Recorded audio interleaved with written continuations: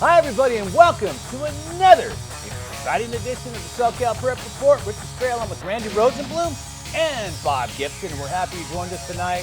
Hey, man, we're getting down to what might be the end of the prep season. Bob, we might miss the whole spring. One way or another here. Man, it's crazy what's going on out there, and we're going to talk about it in a little bit. But right now, fellas, it's basketball. And it is March Madness for the high schools because it's the state playoffs right now going on everywhere across the country.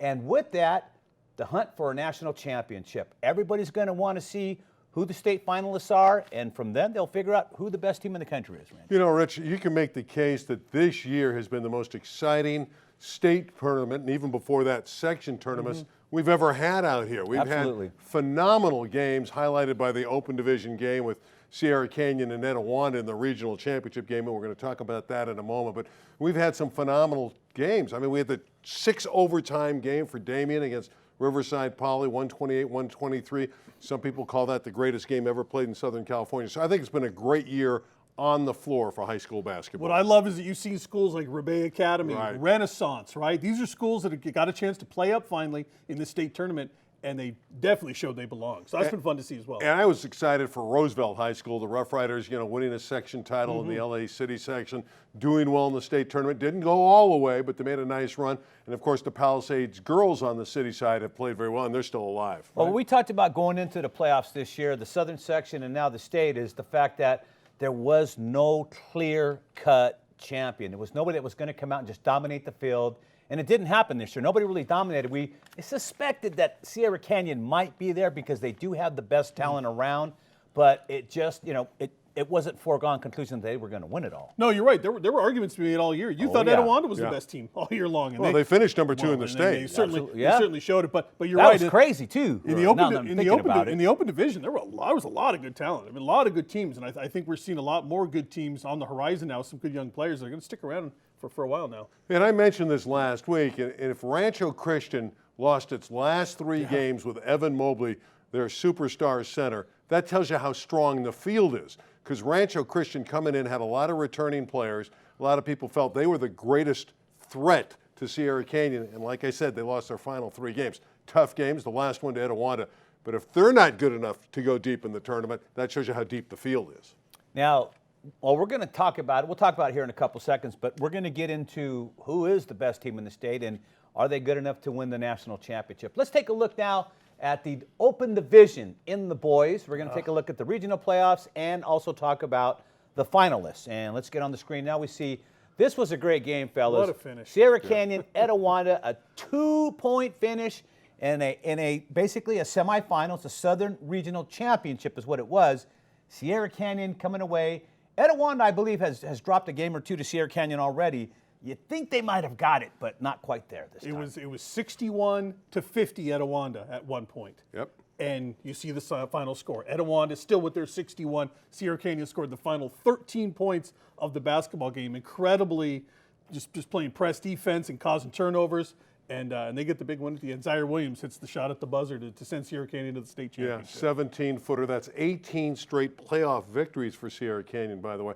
What makes this remarkable, not that they ended the game on a 13-0 run, it's how quickly they did it. Yeah. There was less than 3 minutes left in the game when it was 61-50. Then Andre Chevalier had the guys turn up that press. Yep, man press. And that press forced turnover. Brandon Boston hit some key shots, and obviously Zaire hit the biggest one of them all. That's a phenomenal coaching job from Andre Chevalier and an unbelievable effort down the stretch. But you got to feel horrible for Dave Kleckner, the head coach at Etiwanda, and his veteran club. But Randy, you know what? If you can't handle the man press in a state regional final, you don't belong in the finals. At this level, at this point in time, every elite high school basketball team should be able to handle a man press and get the ball down the court. And if not, at least kill some time, score a few baskets. Why would it change? Probably. We're talking elite. And you're looking at, a veteran team from Etiwanda that has a great point guard who's going to Cal Poly San Luis Obispo, who's going to play in the Big West, and Cameron Pierce. These are veteran players on that squad. And to have a turnover, you can understand that because of the length of Sierra Canyon. But to have a 2-3 in a row and let Sierra Canyon come right back into the game with that short period of time remaining, again, it's a credit to Sierra Canyon, but you have a point. Etiwanda should have handled it better. They've got to be sick to their stomachs Really? at Etiwanda. I mean, just to lose that kind of a lead, to have that with that much on the line, a chance to go win a state championship. And but Sierra Canyon, give them credit, right? There's a reason why they're the 2-time defending state champions, and trying to make it 3 now. A chance to win 3 in a row. That would be a great accomplishment for Chevalier with different teams. Yeah. He's got different guys every year. True. You know, to the credit of Sierra Canyon, putting on that man press when they did. Most schools can handle it, but most schools don't play that way. They save their legs, and especially this late in the year, you don't want to be pressing everybody all the way up the court. But brilliant to do that in the end to get back in it. When we were at Etiwanda a week ago, doing the show, and when I saw them there when they beat Rancho Christian, I thought their legs were a little bit not quite there. I thought, man, it's a long season, and we've seen a lot of upsets in these state tournament games because I think teams are just tired at this point, right? A lot of guys just at the end of their rope. And injuries. And I thought Etiwanda was kind of showing one of those teams. Now they've dug down and they beat a Rancho Christian team that I think maybe in the same in the same boat at that point as well. But boy, they really came back and got to this point to get this close. I mean, just a big disappointment. I think. Yeah, I think the irony there is Etiwanda did close on I think they went on an 11-0 run last week, and now it happens to them. I think the greatest disappointment is when you have a veteran club like this and you let that kind of lead slip away, because they're going to remember that for the rest of their lives. Yes, they are indeed. All right, fellas, now we know that Sierra Canyon's in from the southern regionals. In the northern regional, we have Sheldon, Bishop O'Dowd, and fellas, I got to tell you, this Sheldon team is loaded. They're currently ranked number 7 in the country. Sierra Canyon is either 1, 2, or 3, depending upon what poll you're looking at. Right. And in the aggregate, they're number 2 right now. But Sheldon has beat some pretty good competition. They beat Etiwanda 97-66. That's a blowout, fellas. That is. They beat Corona Centennial 74-67. Another handily win. We've got Santa Clarita Christian. They defeated Santa Clarita Christian 87-56. They beat Westchester twice, 48-37 and 77-64. They beat Bahunter Day in overtime, 70-62. Right. And one of their only losses was to Jay Serra, guys.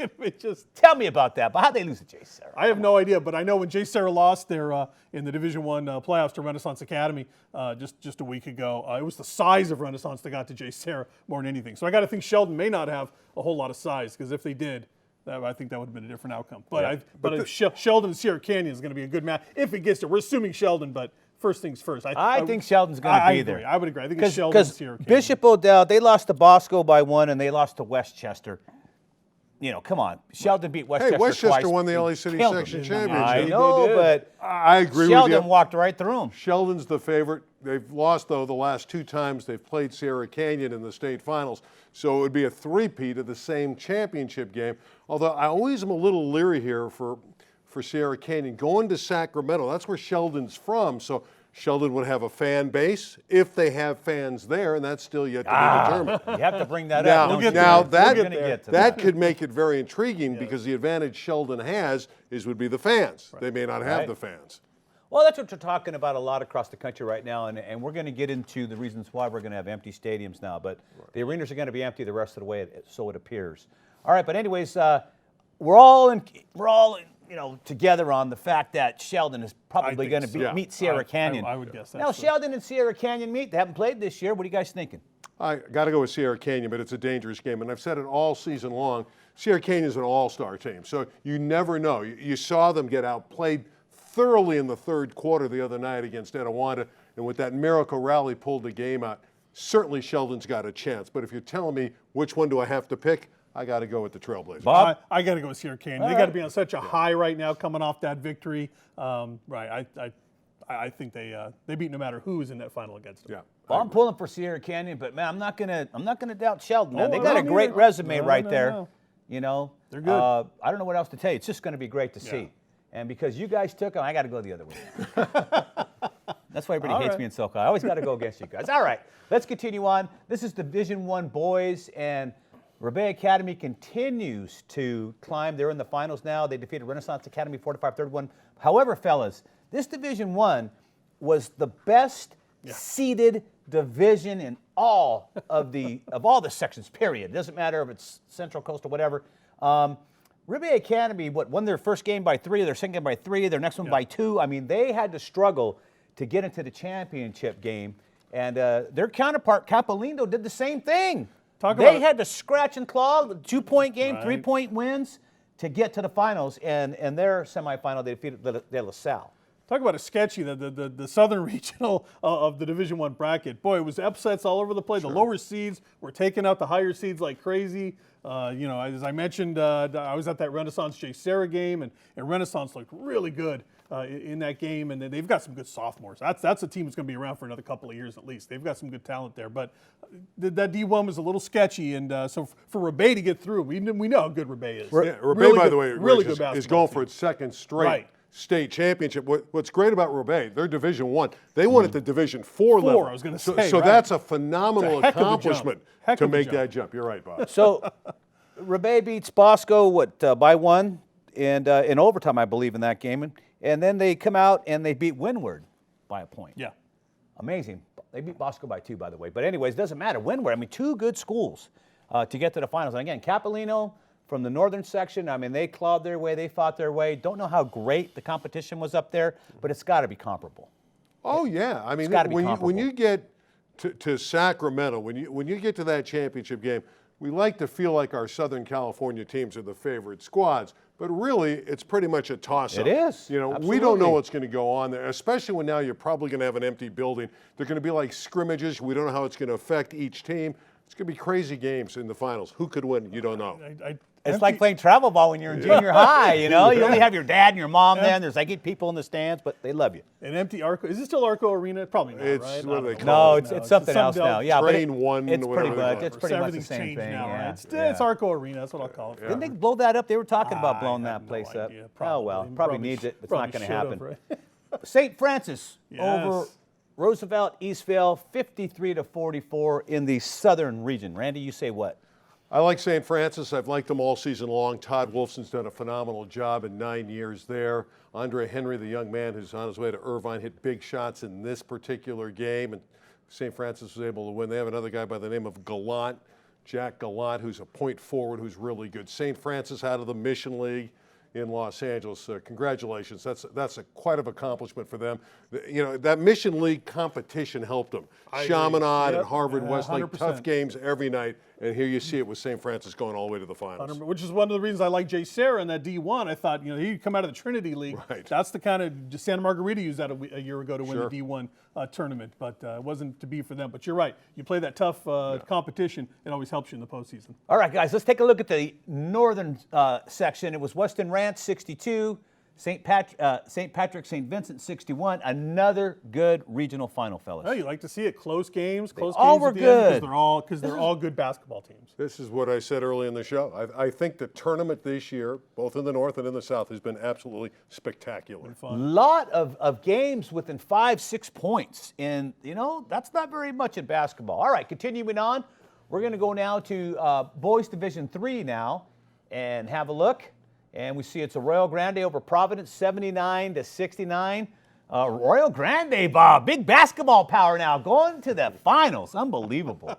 Yeah, here's a school that you don't hear a lot about, right, over the years, right? This is not a traditional power by any stretch of the imagination, but I love that. I love when you see teams that come up. It's a program that's kind of rebuilding itself. We see that a lot in the girls' game as well. We see programs that we don't see year to year get up there and do it. It's a lot of fun when you see a program make a run like that. And what they call the 6-foot and under league. They don't get a lot of tall people out there playing ball. It's not a big inner city school or where they do a lot of recruiting to get the best players. It's just a local little high school. It's like watching Sunny Hills over the years. Just launching threes all day long, and they're hitting them. Much. They finally hit gold.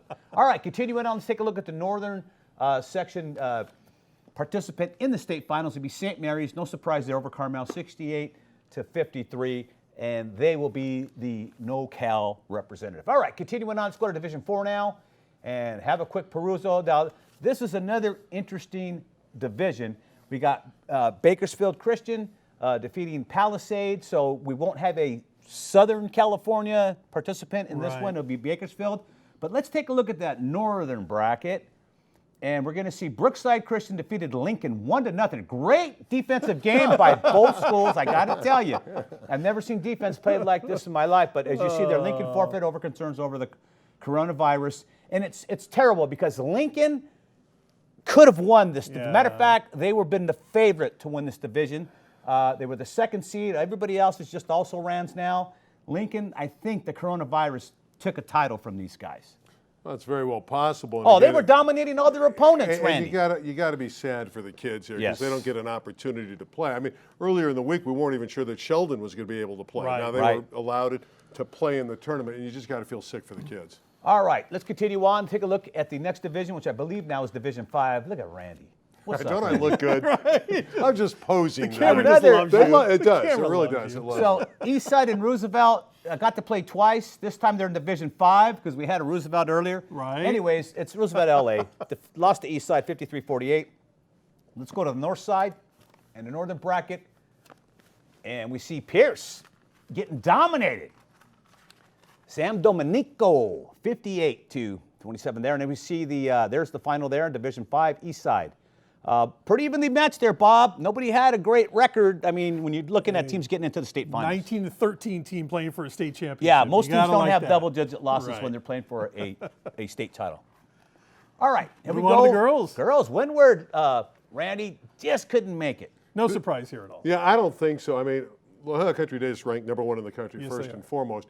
And Windward, even though they had a phenomenal year, very, very young club. We talk about Juju Watkins, their brilliant freshman, but most of that team is going to return next year, and Windward is going to be the team to beat in girls basketball in Southern pretty good. California. They came close this Yeah. year. They're going to be even better next year. They will be phenomenal next season. La Jolla Country Day has just been one of those programs for years and years. Kelsey Plum came Yes. from that program. What a few job years she back. did at Washington. Oh my gosh, Yeah. what a great player! I What mean, great that's- coaching does at these small schools, Yeah, huh? no kidding. But Windward's boys and girls next year are going to be close to the top. That is true. All right, let's go to the Open Division Northern Regional. Archbishop Mitty, 69 over St. Joseph of Notre Dame. And there we have it. Number 1 team against, I'm sure Archbishop Mitty's in that top 10 or top 15 somewhere Who nationally. beat Country Day? I didn't look that up. I should have looked that up. You got that, Randy? Who beat No, them this year? I'm not One sure who loss. beat them. And- Who got but that's them? a Wow. typical. I think it was Sierra Canyon boys team. Was It it? was a scrimmage game. A scrimmage game. That might have been what it took to win, right? What are you, Yeah. picket game? But that's a typical La Jolla Country Day year. Yes. Yeah. 32-1. Without That's Amazing. every year Amazing. they're posting big numbers. Without 30, a doubt. 32 victories. Well, you know, that team obviously deserves to be in the state final, and they probably will be the champ, but we got to play the game. That's why they play them. Let's continue on. Take a look at the girls' Division I Southern Regional. Rosary Academy, Bob. Speaking of a program that expects to be in state championship games, they've got 2 in recent years, and they're trying to get a third one here. Congratulations to Rich Yoon, the head coach there. What a phenomenal job he does with that Rosary Academy. Such a small school there in the city of Fullerton, the smallest school in the Trinity League. Everybody forgets about Rosary. Yeah, they do, The huh? only the girls' only school in the league. And they have great guard play. So when you're in tournament play and you have good guards, that really bodes Asia well. Avenger, what a player! I mean, she's really led them here in this rush to this maybe 3rd state championship in recent time for them. And the northern section, there you see it in the state north representative. It looks like Bishop O'Dowd over Salesian College Preparatory. Boys O'Dowd have a shot at being in the finals in the And the state, girls as and so well. do Rosary. You know, so let's continue on. I was going to mention Katani's teams out there. Rolling Hills Prep, how they have done it in the past. Modern Yeah. Day's done it in the past. Bishop O'Dowd, that would be quite a feat. Rich, the Dolphins from the LA City section. Sammy Arnold, the great guard. Jay Nawaba up front. Palisades, they're the one lone team, girls team and boys team left from the LA City section. Go Dolphins. The Pally program's been great for years. They got a great chance to win a I city, was gonna a say, city we and now a state We title. had a chance to get the girls and the boys playing for a state They championship. came close. Really close. They came A lot close. of them, I'm telling you. Just mentioned Rolling Hills Prep, Modern Day, and the rest of them. So interesting. And if Rosary had a boys team, they'd probably be in the finals too right now. Huh? All right, Oakland Tech over Clovis, 57-41. Oakland Tech seems pretty good, guys. It's tough playing up there, and every single play Palisades there. Randy, what are you thinking about this one? I don't know. Pally's good. You know, it's going to be a competitive game. You look at the records; they're similar. Pally's on the road. So is Oakland to a certain degree, although they don't have to travel as far. Yeah. There'll be nobody in the building again. I Might think be it's a good for picket. Palisades. Might be. I would say it's a picket game. And again, Nawaba is a very talented player inside, and if she can have a big game, they have a great chance. But again, it could go either way. It's a picket game. Yeah, Oakland Tech is tough. We'll see what happens, man. Maybe without the crowd behind them, may even it out. That's what they're talking about. Let's continue on, and we'll finish up these brackets. Girls Basketball Division III, Peninsula and Paloma Valley. Paloma Valley will be the representative in the Southern Regionals. And going up on the north side, St. Mary's, no surprise, 68-59 over Woodside Priory. All right, so we have St. Mary's and Paloma Valley going at it. What are you thinking, Bob? Well, again, you're talking about matchups of schools that very few of us have seen this year. Unfortunately, you can't get around to see everybody. No way. But here's the point. The schools that are playing for state championships have obviously more than earned their trip into the state tournament, because it's a long basketball season. So you got to be playing really good basketball at this time. I always say, be playing your best at the end of the year. These schools definitely are. You can tell that. Take a look at the next division in girls Division 4, Southern Regional.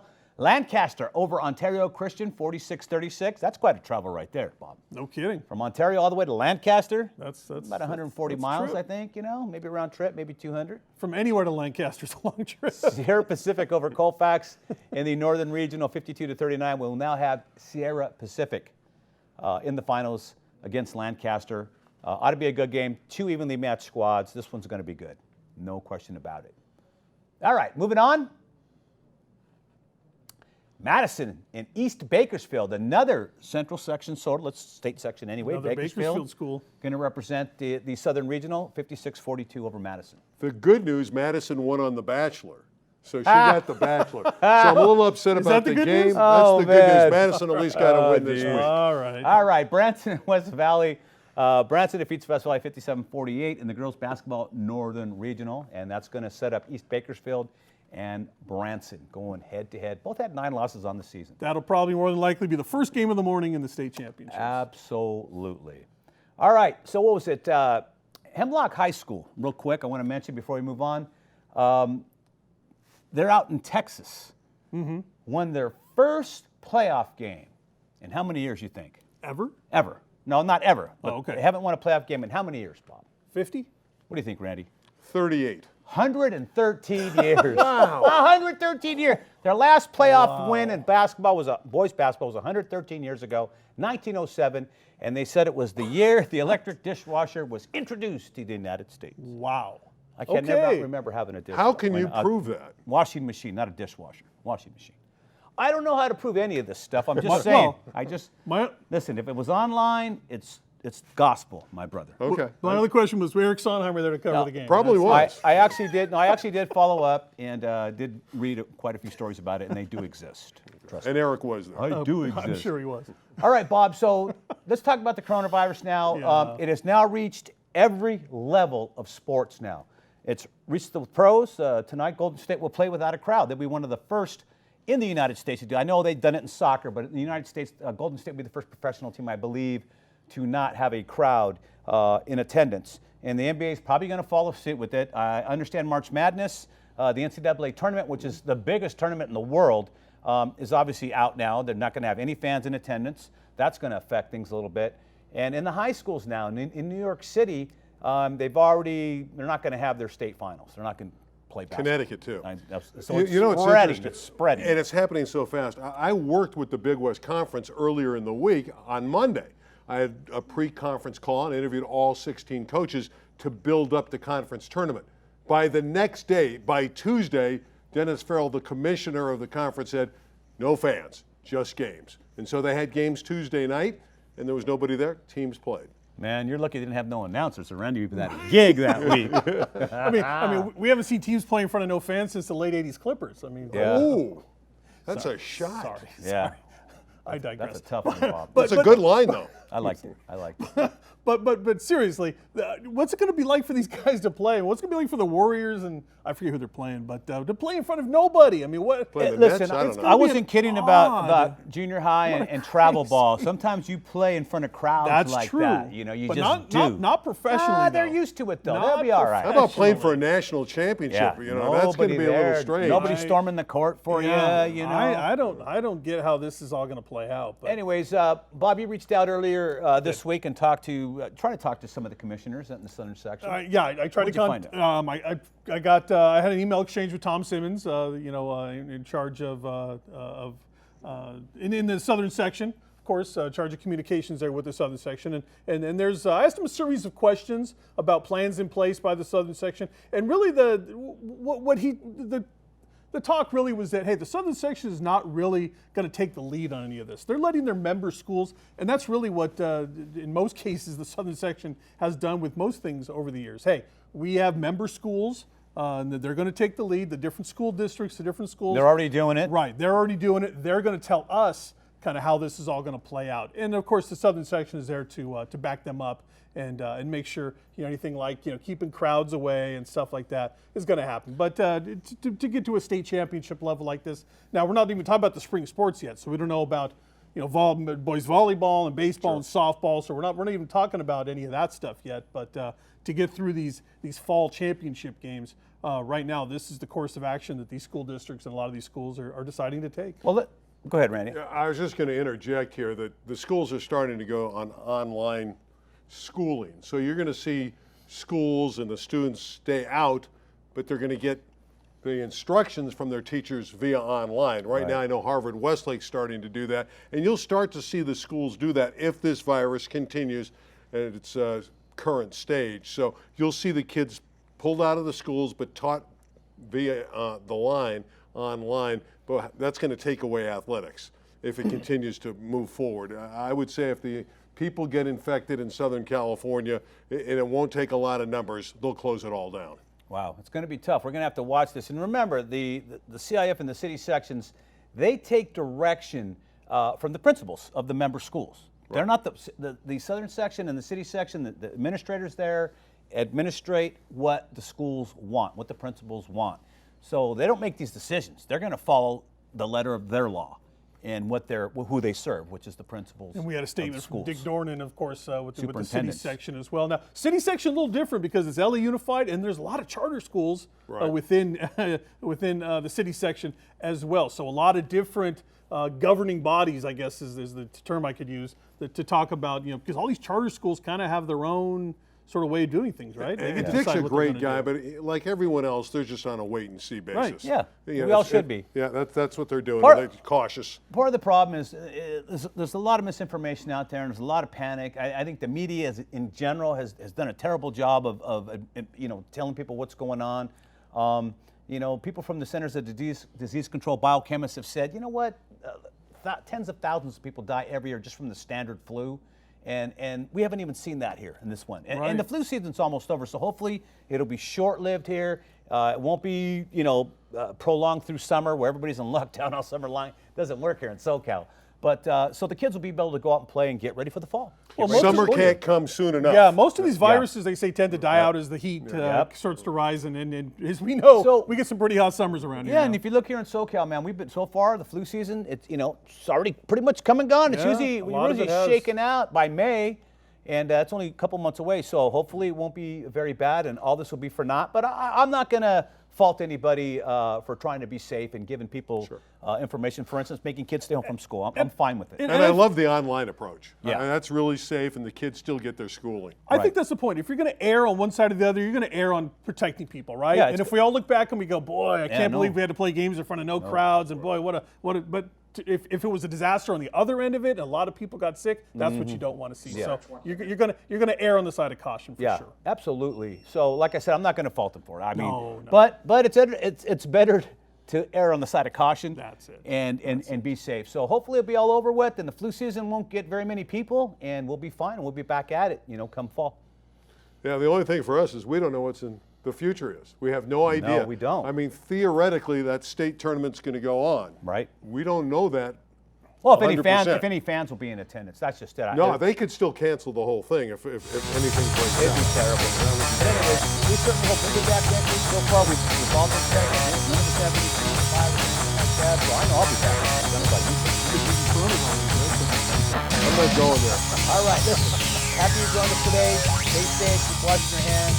And we'll see you next week. On behalf of Randy Rosenblum, Bob Gibson, I'm Richard Fraser. So long from your friends here at the SoCal Prep Report.